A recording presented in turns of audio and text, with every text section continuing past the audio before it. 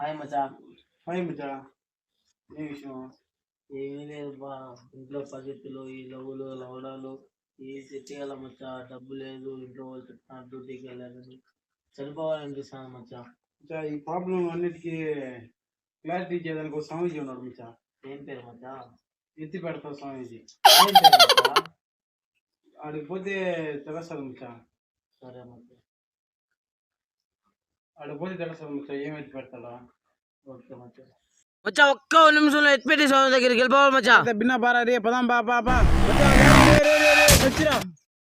ఏందిరా మచ్చా, స్వామీజీని కలుద్దామని పోతే డైరెక్ట్ దేవుడిని కలుస్తాం. అది మొత్తం మన టయాలి మచ్చా.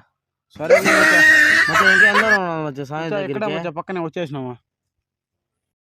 వీడేంద్ర ఎంత భయంకరంగా ఉన్నాడా? స్వామీజీ ఉన్నాడా? ఉన్నాడు, వెళ్ళి చెప్పేసి వస్తాను.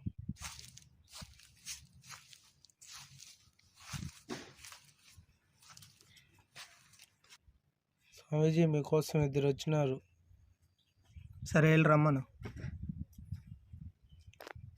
రండి. నమస్కారం స్వామీజీ.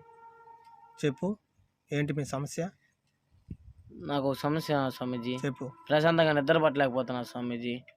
ఏదైనా పరిష్కారం ఉంటే చెప్పండి. అవునా, అదే నీ సమస్య. ఒక్క నిమిషం ఆగు. ఓం క్రీం. ఇదిగో,